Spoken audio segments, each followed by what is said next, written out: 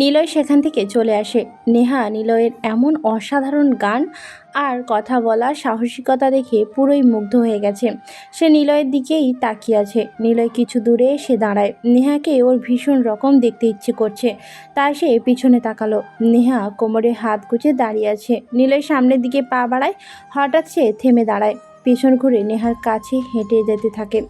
ওরা সবাই নিলয়ের দিকেই তাকিয়ে আছে। নিলয় কখনো এভাবে ফিরে আসেনি। আজ হঠাৎ নেহার দিকে অগ্রসর হচ্ছে দেখে কিছুটা ভড়কে যায়। নিলয় হেঁটে নেহার কাছে গেল। নিলয় নেহাকে কিছু বলতে যাবে, তখনই সে বলল, আজ রিফাত আসেনি, হয়তো তার গার্লফ্রেন্ডকে নিয়ে ভাবছে। কবে যে আমিও প্রেম করব, কাউকে নিয়ে ভাববো। তোমার সাথে প্রেম করতে যে কবে যাব। হুম। আচ্ছা, কিভাবে প্রেম করে? হুম। জানি না, আমি তো করিনি।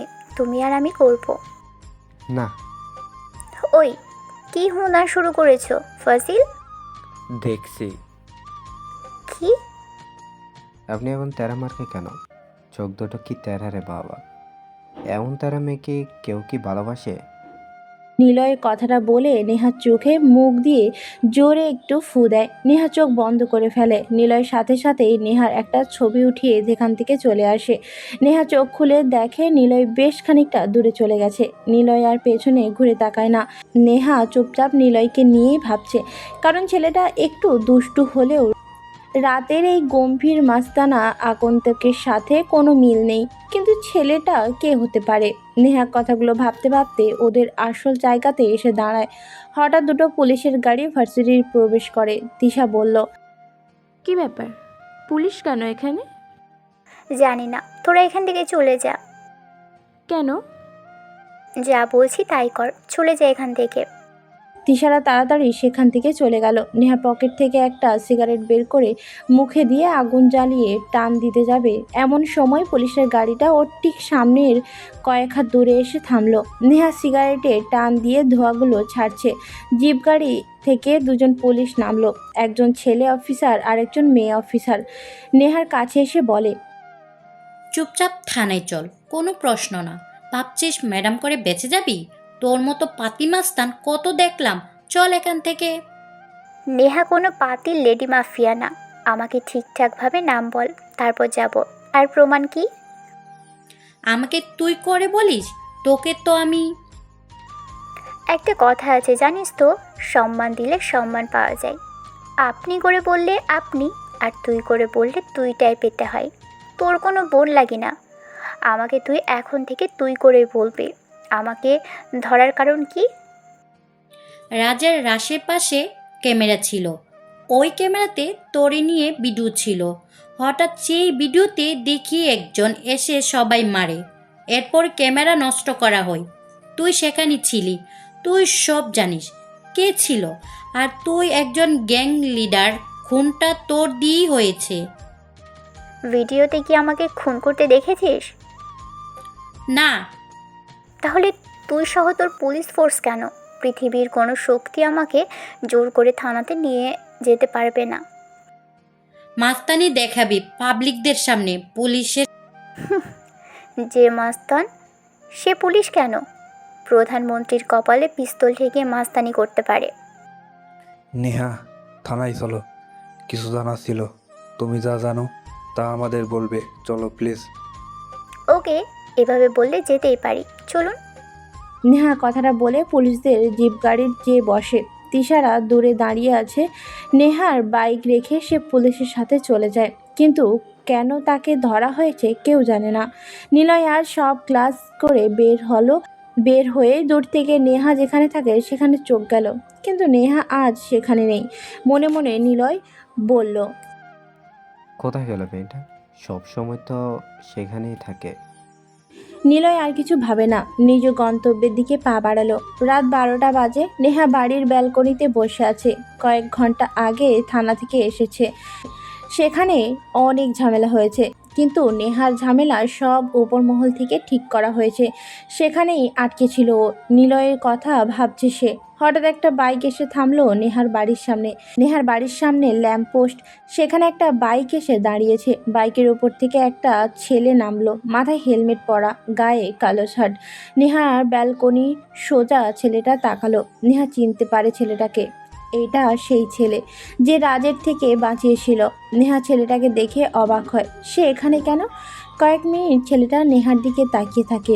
নেহা ব্যালকনি থেকে দৌড়ে বাইরে আসার প্রস্তুতি নেয়, কিন্তু তখনই ছেলেটা বাইকের উপর বসে, চালিয়ে চলে যায় সেখান থেকে। নেহা হাবার মতো তাকিয়ে থাকে কেবল। ধুর, ভালো লাগে না। কে এই ছেলে? নিলয় নয় তো? সে তো আজ সারা দিন আমাকে দেখেনি, তবে কি দেখতে এসেছে? কিন্তু নিলয় তো আমাকে পাত্তাই দেয় না, কেমন করে কথা বলে। একটা সাধারণ ছেলে হয়ে আমাকে পাত্তা দেয় না, তাহলে নিলয় তো দেখতে আসবে না। কিন্তু এই ছেলেকে, সে কি আমাকে দেখতে এসেছে? হ্যাঁ, আর সেই তো হাব ভাব দেখে তো এটাই মনে হচ্ছে। কিন্তু কেন আসবে?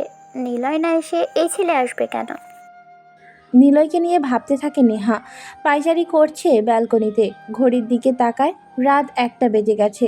নেহা ফোন হাতে নিল। নিলয়ের নাম্বার সেভ করা ছিল, সে নাম্বারে কল দেয়। নিলয় বিছানায় শুয়ে আছে। হঠাৎ ওর ফোন বেজে ওঠে। স্ক্রিনের দিকে তাকিয়ে দেখে নেহা কল করেছে। নাম্বারটা নেহা নামেই সেভ করা। নিলয় ফোনের স্ক্রিনের দিকে তাকিয়ে ধরবে কি ধরবে না ভাবতে ভাবতে একবার রিং হয়ে কেটে গেছে। নেহা আবারও ফোন দেয়। নিলয় এবার রিসিভ করে। নেহা বলতে থাকে, আই হনুমান, ফোন ধরতে এত সময় কেন লাগবে? কে আপনি? আমার আন্টি নাকি? চুপ! আমি তোর আন্টি লাগি? শয়তান ছেলে কোথাকার! শোনো, আমাকে বিয়ে করবা? কেন? কেন মানে? মানুষ বিয়ে করে কেন? কেন আবার? মেয়েদের বিয়ে দেয় বাড়ির কাজ করার জন্য। কিন্তু বাড়িতে কাজের লোক আছে, তাই বিয়েটা করা হবে না। ও মা গো, থুরু, দুই ফোঁটা আফসোস। ইচ্ছে করছে তোকে যে কলার টিপে মেরে ফেলি, হনুমান কোথাকার! বাবা গো, তার কি করতে ইচ্ছে করে শুনি? ইচ্ছে করে পিস্তল তোর কপালে ঠেকে জোর করে ভালোবাসা আদায় করে নিই। পয়েন্ট টু ক্যালিবারি পিস্তল? ঠিকঠাক হবে, কোনো ব্যাপার না। গুলিটা বেশি দূরে টার্গেটও করা যায় না, কাছ থেকে ভালো হয়। ট্রিগারটাও ধরতে ভালোই, বেশ আরাম পাওয়া যায়, বেশ আরাম পাওয়া যায়। সামান্য 5 থেকে 6টা গুলি লোড করা যায়, ভালোই। কি? ওই, তুমি এসব কি করে জানো? আমিও তো এত কিছু জানি না। হিহিহি, বই পড়তে হয়। তুমি তো বসে বসে শুধু গলিপ খাও। জানো এখন ওটার দাম কত? যাই হোক, এসব কিছুই বই পড়ে শিখেছি। ও, মনে হচ্ছে তোমাকে যে গলা এক্ষুনি টিপে মেরে আসি। তা পারবেন পেতনিরে, এইসবই তো পারে। তোকে খুন করব। নিলয় আর কিছু না বলে ফোনের লাইনটা কেটে দিল। নেহা বিরক্ত নিয়ে ফোনের দিকে তাকায়। মাথা থেকে নিলয়ের কথাগুলো ফেলতে পারছে না। নেহা কিছুটা সিওর হয়ে যায় আগন্তুক ব্যক্তিটা হবে নিলয়। না হলে এত স্মার্টলি কথা বলাটা কেউ সাহস দেখিয়ে বলবে না। ওদিকে নিলয় আরামে বিছানায় শুয়ে ভাবছে। মাঝে মাঝে ভালোবাসা বাড়ানোর জন্য নিজের মাঝে আকৃষ্টতা বাড়াতে হয়। সে যেন আমার কথায় ভাববে, সারাক্ষণ এমন কাজ করতে হবে, তবেই তো ভালোবাসা গাঢ় হবে। ফোনটা তো কাটলাম, যেন তুমি এখন আমার কথা ভাবো। এভাবেই কেটে গেল 1.5 মাস। 1.5 মাসে নেহার রুটিন অনেকটাই চেঞ্জ হয়েছে। রোজ রাতে নেহা নিলয়কে ফোন দেয়, আর নিলয় নেহার ভাবনাতে আধিপত্য দেখিয়ে ফোন কেটে অফ করে দেয়। তবে নিলয়কে ফোন দেওয়ার আগে রোজ ব্যালকনির সামনের রাস্তায় সেই আগন্তুক ছেলেটা এসে দাঁড়ায়। নেহা ব্যালকনিতে এখন ওই ছেলের জন্য দাঁড়িয়ে থাকে বা বসে থাকে। আগন্তুককে দেখার চরম নেশা যেন নেহাকে দিন দিন আকৃষ্ট করে দিচ্ছে তার প্রতি। নেহা তাকে ধরেই নিয়েছে সে নিলয়, কিন্তু নিলয়কে যখন সরাসরি দেখে সব ভাবনা ওর পাল্টে যায়। কারণ রাতের সেই আগন্তুক রহস্যময়, সিক্রেট বয় আর দিনের নিলয় মিশুক, দুষ্টু, ফাজিল। সে কারণে নেহা হিসেব মেলাতে পারে না। নেহা নিলয়কে জ্বালানোর পরিমাণ বাড়িয়ে দেয়, রোজ ফোন কল আর দেখা হলে ভালোবাসার কথা জানাতে নেহা ভুল করে না। নেহা এখন সত্যিকারের অর্থে নিলয়কে ভালোবেসে ফেলেছে, কিন্তু নিলয় জানে না এর শেষ কি হবে, জানে না নেহা তাকে কেন ভালোবাসে। যদিও ভালোবাসতে কারণ লাগে না, কেবল ভালো লাগার জন্য একটা কারণ থাকা চাই, আর সেটাই ভালোবাসতে শেখাবে। ক্যাম্পাসে কয়েকদিন পর একটি বড় পিকনিকের আয়োজন করা হয়। সেখানে সবাই উপস্থিত। নেহা অনেক আগে এসেই বসে আছে। নিলয় অন্য দিনের থেকে আজ একটু দেরিতে ক্যাম্পাসে আসলো। ক্যাম্পাসে এসেই ভিড়ের ভিতরে ও চোখ যায় নেহার দিকে। নেহা বাইকে বসে আছে আর তার সামনে একটি ছেলে কান ধরে উঠবোস করছে। নেহার হাতে একটি ছুরি। নিলয় ওদের থেকে কিছুটা দূরে দাঁড়িয়ে এগুলো দেখছে। নিলয় পিকনিক স্পটের দিকে অগ্রসর হয়। সে নিজের মতো করে হাঁটছে। ঠিক তখন নেহা ওকে টের পেয়ে ডাক দেয়। আই নিলয়, হুম। এত লেট করলা কেন গো বাপু? এমনি।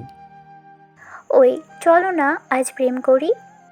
নিলয় নেহার দিকে তাকালো। নেহা পাশ থেকে তিশা নামের মেয়েটা ওই ছেলেটাকে যেতে বলে। নিলয় সবার দিকে তাকায়। নেহার সাথে অনেক বেশি সাঙ্গাপাঙ্গা আছে। ততক্ষণে কানে ধরা ছেলেটা চলে গেছে সেখান থেকে। নিলয়ের চুপ থাকা দেখে নেহা বলল, কি হলো, চলো না গো আজ প্রেম করি। আচ্ছা, আমাকে কেন ভালোবাসেন আপনি? কারণ তুমি অন্য সব ছেলেদের মতো নাও। কীরকম? তুমি সবার থেকে আলাদা। যেখানে সব ছেলেরা ভয়ে কথা বলে না, তাকায় না আমার দিকে, আর যারা তাকায় বা কথা বলে তারা অনেক অনেক সম্মান করে, আর তুমি সেখানে আমার সাথে কথা বলো, রীতিমতো ঝগড়া করো, আমাকে রাগাও। ওই জানো, তুমি যখন আমাকে রাগাও তখন না খুব রাগ হয়, আর সেটা সারাদিন ভাবতে থাকি কখন যে তোমাকে এসবের মাঝে ভালোবেসে ফেলেছি। তুমি কি আমাকে ভালোবাসো? হাসছো কেন? ওই তুমি এভাবে হাসবে না, রাগ হয়। হুম। হাসতে কেন তাই বলো। এমনি। আমি ভালোবাসি না আপনাকে। কেন? এমনি। আমি কি দেখতে সত্যিই পেতনিদের মতো খারাপ? না। তাহলে? তুমি তো মেয়ে নও, তুমি তো একটা ছেলে। আর একটা ছেলেকে কিভাবে আমি ভালোবাসবো? একটা মেয়েকে সবাই তখনই ভালোবাসে বলে যখন দেখে বাঙালি পোশাক তার গায়ে। শাড়ি, সালোয়ার কামিজ হলো বাঙালি মেয়েদের আসল পোশাক। তুমি কি জানো, তোমার মতো মেয়েরা যখন শার্ট প্যান্ট পরে থাকে তখন সামনে থেকে এসে না তাকিয়ে দূর থেকে দেখে, কারণ তোমার শরীরের প্রতিটা অংশ অস্পষ্টভাবে বোঝা যায়। ছি, তাকে মেয়ে বলে যে এইসব পোশাককে ঘেন্না করে, বোরকা, শাড়ি, সালোয়ার পরে চলে। এটা কোনো পোশাক নয় নেহা, এটা কেবল আধুনিকতার শিকলে আটকে পড়ে দৌড়ে বাঁচার প্রয়াস মাত্র। তোমাকে আমি ভালোবাসি, সত্যি ভালোবাসি, তবে ছেলেদের ড্রেস আপে না। যেদিন তুমি একটি বাঙালি মেয়ে সেজে আসবে আমার সামনে, সেদিন তুমি না, আমি তোমাকে ভালোবাসি বলবো। তোমাকে সব ছেলে ভালোবাসে তোমার মনের অবস্থা দেখে নয়। তোমাকে সব ছেলে দেখে তোমার ভিতরে ভালো দেখে নয়। তোমাকে সবাই ভালোবাসে তোমার শরীরের আকৃষ্টতায় নয়। তোমাকে সবাই দেখে তোমার শরীরের সম্মোহনতায়। সরি নেহা, তোমাকে আমি ভালোবাসতে পারবো না। নতুন একটা লুঙ্গি কিনে এনে দেব, পরবা কেমন? আর মাস্তানিও চালিয়ে যাও। নিজেকে প্রমাণ করো যে তুমি অনেক সাহসী। মেয়েদের একটা সীমাবদ্ধতায় সাহসিকতা দেখাতে হয়। মেয়েরা কখনো ছেলেদের মতো হয় না, আর ছেলেরাও হয় না। যদি হয়তো তাহলে সৃষ্টিকর্তা কখনো ছেলে মেয়ে আলাদাভাবে সৃষ্টি করতো না। একজন মেয়ে ততটুকু সাহস দেখাতে হবে যতটুকু তার প্রয়োজন। দুঃসাহসী হওয়াটা ঠিক আছে, তবে এতটাও না। তুমি যত শক্তিশালী মেয়ে হও না কেন, যতই ক্ষমতাবান হও না কেন, একটা ছেলের সামনে রাতের অন্ধকারে একা যেও, দেখবে বুঝিয়ে দেবে সাহসিকতা কী। তার সীমাবদ্ধতায় থাকতে হয়। মেয়েদের সৌন্দর্য শাড়িতে, সালোয়ার, বোরকাতে ভালো থাকবে। ওহ, আরেকটা কথা, নীলে কেন সাহসে এত বেশি জানো? সাহসে দেখছো কি? আমি চাইলে পুরো দেশকে আমার সাহসিকতার খেরাজ দিতে পারি, কিন্তু আমি দেখাই না। আরেকটা কথা, তোমার বাড়ির সামনে রোজ যে ছেলেটা যেত সে ছেলেটাই আমি। আমাকে পিস্তলে ভয় দেখাও, স্নাইপারের রাজা আমি। আমার পিস্তলের টার্গেট কখনো মিস হয় না। নিলয় যাকে মারে তাকে একেবারে মারে, যাকে ভালোবাসে তাকে সবটা দিয়ে ভালোবাসে। আর যার থেকে নিলয় একেবারে চলে যায় কখনো আর তার থেকে ভালোবাসা আশা করে না। বুলেটের গুলি আর এই নিলয় কখনো পিছনে ফিরে তাকায় না। ভালো থেকো। নিলয় কথাগুলো বলে আর দাঁড়ালো না। তবে যাওয়ার আগে নেহার পকেট থেকে একটা সিগারেট বের করে আগুন জ্বালিয়ে টানতে টানতে চলে যায়। নেহা, তিশা, হিমি, প্রত্যাশা, আনিয়া আর রিফাত সহ আশেপাশে ওর সাঙ্গপাঙ্গ ভার্সিটির অনেক স্টুডেন্ট নিলয়ের কথাগুলো শুনে স্তব্ধ হয়ে যায়। নেহা যেন বিশ্বাসই করতে পারছে না নিলয় এত কিছু বলবে। নিলয় অনেক জোর গলাতেই কথাগুলো বলেছে। নিলয় যখন কথাগুলো বলছিল তখন সবাই নীরব হয়ে শুনছিল। নিলয় হাঁটতে থাকে। কথাটি বলে আর দাঁড়ালাম না। নিলয় গেটের কাছে এসে পিছনে তাকালো। নেহা ছাড়া সবাই তাকিয়ে আছে নিলয়ের দিকে। আর নেহা মাথা নিচু করে বসে আছে। নিলয় দীর্ঘশ্বাস ছেড়ে একটা হাসি দিল, যা অর্থহীন মুচকি হাসি। নিলয় নিজেই জানে না এই হাসিতে কী প্রকাশ পেয়েছে, তবে এটা যে অর্থহীন তা বেশ বুঝতে পেরেছে ও। নিলয় বাইরে চলে আসে। উদ্দেশ্যহীন গন্তব্যের দিকে সে চলে যাচ্ছে। নিলয় 1 সপ্তাহ পর ভার্সিটিতে এসেছে। নিলয় সোজা নেহাদের বসার জায়গাতে তাকালো, কিন্তু সেখানে নেহার গ্যাংয়ের ছেলেমেয়েরা আছে, তবে নেহা নেই। নেহাকে সে খুঁজে পায় না। ভালো করে দেখতে থাকে, কিন্তু নেহাকে কোথাও দেখা যায় না। নিলয়ের মনটা একটু খারাপ হলো। নেহাকে না দেখতে পেয়ে নিলয় মনে মনে বলে, ধুর, কেন যে সেসব বলতে গিয়েছিলাম। হয়তো অনেক রাগ করেছে, আমি ওভাবে নাও বলতে পারতাম। নিলয় ক্লাসের দিকে এগিয়ে যায়। ভালো লাগছে না ওর। নেহা কি করছে কে জানে। নেহা সেদিন নিলয় চলে যাওয়ার পর ক্যাম্পাস থেকে বেরিয়ে যায়। তিশা, হিমি সবাই তারপর থেকে অনেকবার কল করেছে নেহাকে, কিন্তু নেহার ফোন অফ ছিল। নেহার বাড়িতে ওরা যায়, কিন্তু নেহাকে তারা পায় না। নেহার বাবা আকাশ সাহেব কিছু বলতে পারেন না। হঠাৎ এভাবে নেহা নিরুদ্দেশ হবে কেউ তা বুঝতে পারেনি। কিন্তু নেহা কোথায়? স্যার, আমি মাস্তানি ছেড়ে দিয়েছি। আপনি তো সব কিছুই জানতেন। ভয় নেই। আপনার হয়ে কাজ করতাম সেটা শুধু আমিই জানতাম, কেউ জানে না। তাই আপনার কথা আর আমার কাজ এখানেই সব শেষ। অনেক হয়েছে মাস্তানি গুন্ডামি। নেহার কথা শুনে প্রধানমন্ত্রী জাহিদ আহমেদ চুপচাপ নেহার দিকে তাকায়। নেহা জাহিদের হয়েই কাজ করত, সেজন্য নেহার এত সাহস। জাহিদ আহমেদ নেহাকে পার্সোনালি জানতো, কিন্তু অজান্তেই নেহা জাহিদকে একদিন বাঁচিয়েছিল।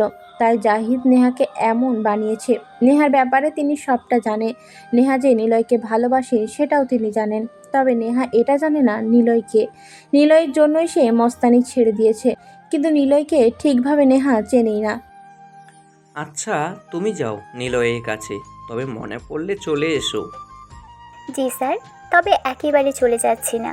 আমি ঠিকই আপনার সাথে আছি, তবে এবার আরও গোপনে।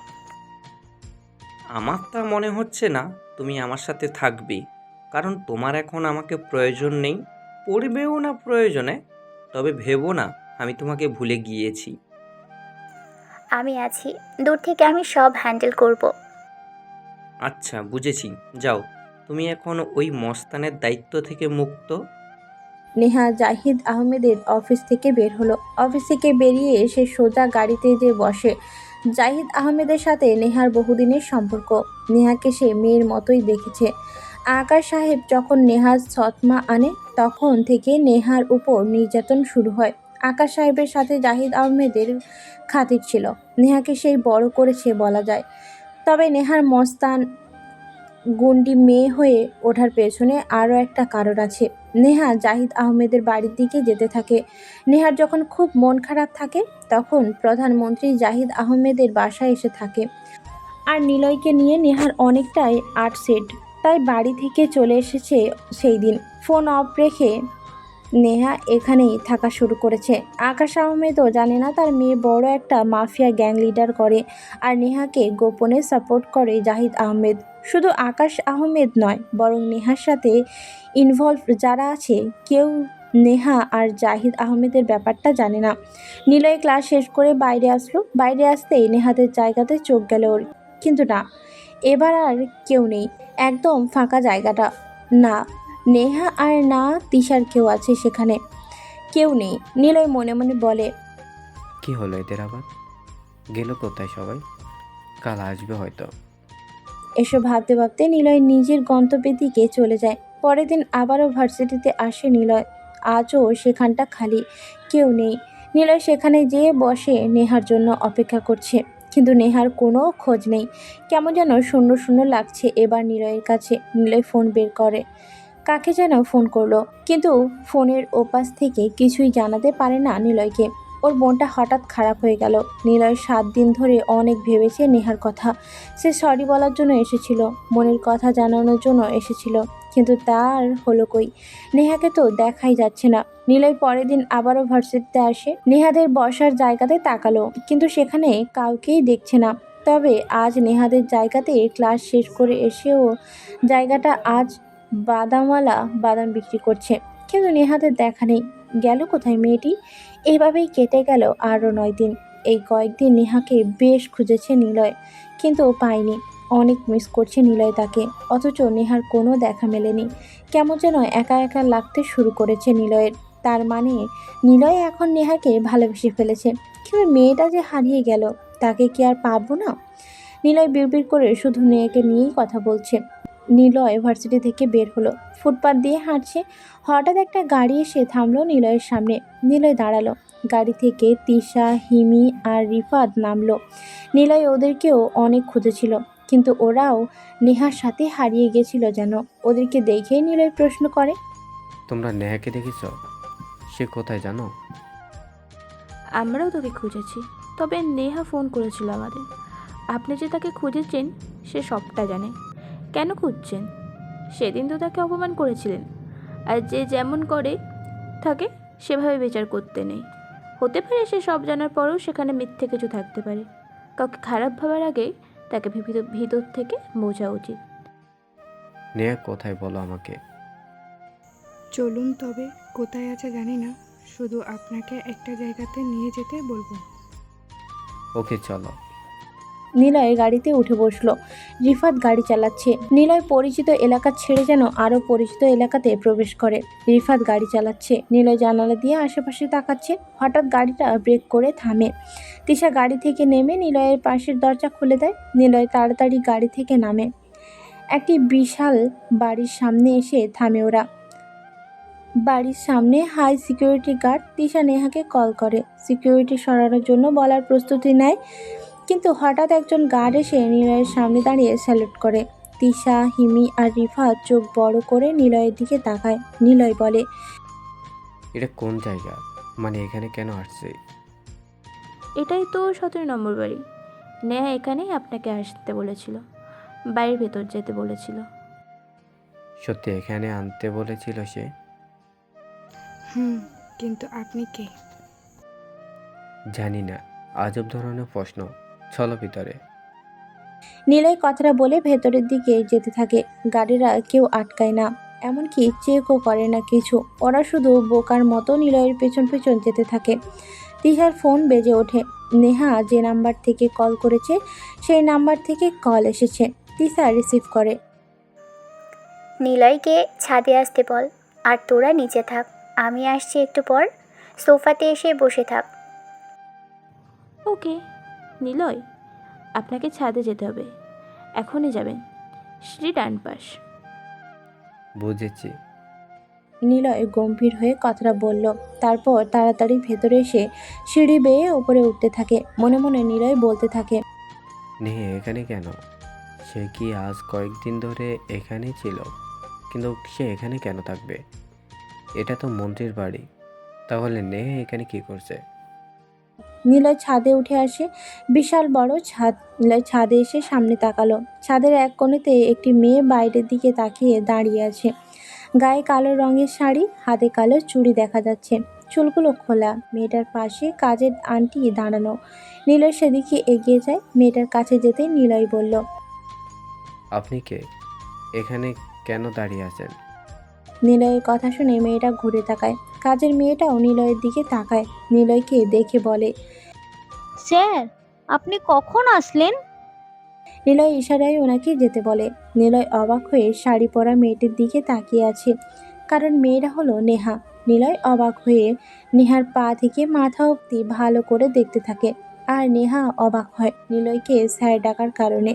তবে আজ নেহার গায়ে কোনো ছেলেদের মতো পোশাক নেই, আছে কেবল বাঙালি মেয়েদের মতো সাধারণ একটা পোশাক।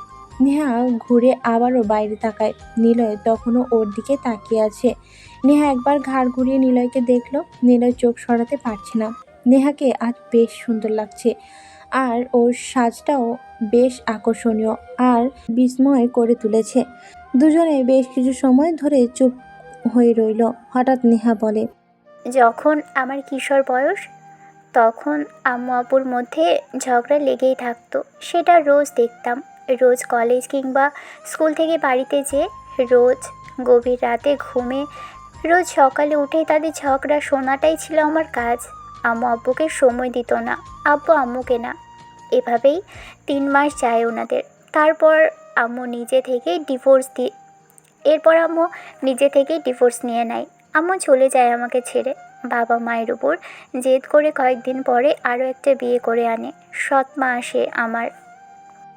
খুব ভালোই দিন চলছিল, কিন্তু একদিন বাড়িতে যেয়ে দেখি আপু বাসায় নেই। সৎ মা আমার সামনে আসে, আমার গালে চড় দিয়ে বলে, ওই নবাবের বেটি, বসে বসে খাবা, কাজ করো।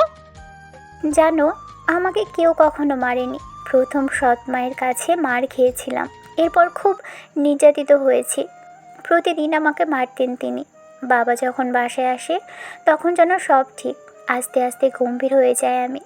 জীবন স্যার আমাকে নিয়ে আসে, তবে এখানে তেমন আসতাম না। মাঝে মাঝে আসতাম, থাকতাম, আবার চলে যেতাম। সৎ মা মারা যায়। বাবা পরে বুঝতে পারে আমি ছোট থেকে মায়ের থেকে ভালোবাসা পাইনি।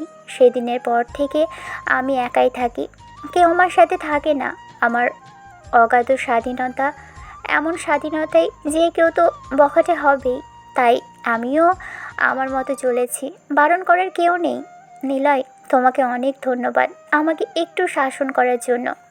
নেহার মুখে এমন কথা শোনার পর নিলয় তার দিকে বড় বড় করে চেয়ে আছে। নিলয়ের দিকে তাকালো নেহা। নিলয়ও নেহার দিকে অবাক দৃষ্টিতে চেয়ে আছে। নিলয় তাকানো দেখে নেহা ফিক করে হেসে উঠল। নিলয়ের হাসির শব্দ শুনছে। নেহা আবার বলল, এখন নিশ্চয় মনে হচ্ছে আমাকে ভালোবাসা যাবে না, তাই তো? ওকে, কোনো ব্যাপার না। আমি একা ছিলাম, একাই থাকবো। নেহা কথাটা বলে সেখান থেকে চলে আসার জন্য পা বাড়ায়। নিলয় এক হাত দিয়ে নেহার বাম হাত ধরে ফেলল। এবার নেহা নিলয়ের দিকে অবাক চোখে তাকিয়ে আছে। নিলয় কিছু বলতে যাচ্ছিল, তার আগে সেখানে জীবন আহমেদ চলে আসে। ওনার সাথে অনেক সিকিউরিটি, পুলিশও আছে। নেহা নিলয়ের সামনে এসে দাঁড়ালো। জীবন আহমেদ দেখে বলল, স্যার, ওই সে নিলয়। প্লিজ ওকে কিছু বলবেন না। ওর কোনো দোষ নেই। আমি আমার ইচ্ছেতেই পরিবর্তন হয়েছি। নিলয়, এদিকে আয়। স্যার প্লিজ, ওকে কিছু বলবেন না। ও অনেক ইনোসেন্ট, ওর কোনো দোষ নেই।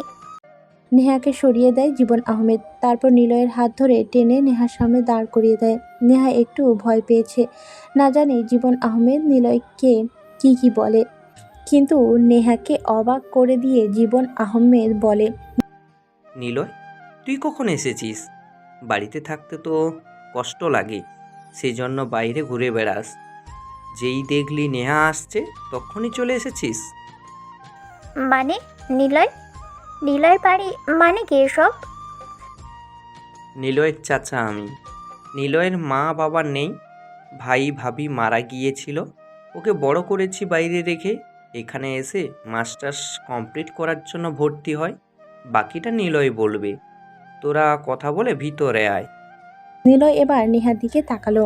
নেহা হতবম্ব হয়ে চেয়ে আছে নিলয়ের দিকে। নিলয় মুচকি হাসলো। নেহার যেন ঘড়ি কাটছে না। নিলয় একটু কাশি দিয়ে বলল, প্রথম যেদিন ভার্সিটিতে আসি, তখন দূর থেকে দেখি তুমি বাইকে বসে মাথা নিচু করে আছো। তোমার কয়েক গাছি খোলা চুল সামনে জ্বলে আছে, মাথায় গোল টুপি। তোমাকে দেখে কেমন যেন ভালো লাগা কাজ করে। তারপর রোজ তোমাকে এসে লুকিয়ে লুকিয়ে দেখতাম, কারণ আমি জানতাম তোমাকে ভালোবাসি বললে তুমি পিটাবে, না হয় না করে দেবে। তাই রোজ তোমাকে আড়াল থেকে দেখতাম। সে দেখা খুব বেশি গভীরতার মাঝে আটকে ছিল। যার প্ররোচনায় আমি তোমাকে কখন যে ভালোবেসে ফেলেছি। আর সেদিন ওভাবে বলছিলাম কারণ তোমাকে ওইরকম ড্রেসের সব ছেলেরাই খারাপ দৃষ্টিতে দেখে, যা খুব বাজে একটা বিষয়। আজ দেখো, তুমি নিজে বাসায় যেয়ে আয়নাতে দেখবা তোমাকে কতটা সুন্দর লাগছে। তুমি যদি মনে করো তোমার পরিবর্তনে আমি তোমাকে ভালোবেসেছি, তাহলে আর কি, যাও, ছেড়ে দিলাম। তোমার হাত দুটো, তুমি যেতে পারো। আমি জানতাম না তুমি এমন বড় লেভেলের গুন্ডি মেয়ে। তোমার কথা চাচ্চুকে এসে বলি, চাচ্চু আমাকে কিছুই জানায় না, শুধু তিনি বললেন তোমার উপর যেন ছদ্মবেশে নজর রাখি। তাই রোজ তোমার বাড়ির সামনে যেতাম, কিন্তু আগে তোমাকে ব্যালকনিতে দেখতাম না। কিন্তু যেদিন রাজের সাথে ঝামেলা হয়, এরপর থেকে তোমাকে রোজ ব্যালকনিতে দেখতাম। তুমি তো আমার ব্যাপারে খোঁজ নাওনি, আমিও ঠিক ওইভাবে নিয়েইনি। কিন্তু পরে চাচ্চু যখন জানে তুমি ওনার খুব প্রিয় একজন, তখন তোমাকে পটানোর আরও চেষ্টা করি, কিন্তু বুঝিনি তুমি আমার বাড়িতে এসেই থাকবে। যাই হোক, তোমাকে ভালো লাগছে অনেক। যদি তোমার মনে হয় এসব রেখে প্যান্ট শার্ট পরবো, তাহলে তুমি পরতে পারো। যাও, চলে যাও। কথাগুলো শেষ করতেই নেহা কয়েক পা এগিয়ে যায়। নিলয় মনে মনে ভাবে নেহা মনে হয় সত্যিই চলে যাবে। নিলয় এটা ভেবে একটা দীর্ঘশ্বাস ফেলল। তখনই সে নিলয়ের ডান হাত ধরে টেনে নেহার সামনে এনে দাঁড় করালো। নিলয় অবাক চোখে তাকিয়ে আছে। সে বলল, চলো, আজ আমরা দুজন দুহাত ধরে রেল লাইনের পাতে হাঁটি। চলো, আজ আমরা কল্পনায় মাঝ নদীতে নৌকা নিয়ে ঘুরি। সাথে থাকবে পেতনি আর একটা আজীব ভূত। আর যদি আমার কথা না শোনো, তাহলে তোমাকে পিস্তল দিয়ে ভয় দেখিয়ে উঠিয়ে নিয়ে যাব। হ্যাঁ, গুন্ডি নাকি? হুম, তোমাকে পাওয়ার জন্য যদি আমি গুন্ডি, লেডি মাফিয়া, সাইকো লাভার সব হতে পারি, বুঝছো? নেহার কথা শুনে নিলয় মুচকি হাসল। সে কোনো কথা বলল না। নেহার হাত ধরলো, টেনে বাইরে নিয়ে এলো সে। সবাই শুধু দাঁড়িয়ে দাঁড়িয়ে ওদেরকে দেখছে। বাড়ি থেকে বাইরে এলো, উদ্দেশ্য কোনো রেলপথ, যেখানে ভালোবাসার স্টেশন বানাবে। হাতে হাত ধরে হাঁটবে হয়তো কয়েক ক্রোশ পথ। ভালোবাসা বয়ে যাবে বহুদূর। নিলয় নেহার হাত শক্ত করে ধরেছে। নেহা বুঝে যায় এ হাত শত বাধা আসলেও আলাদা হবে না।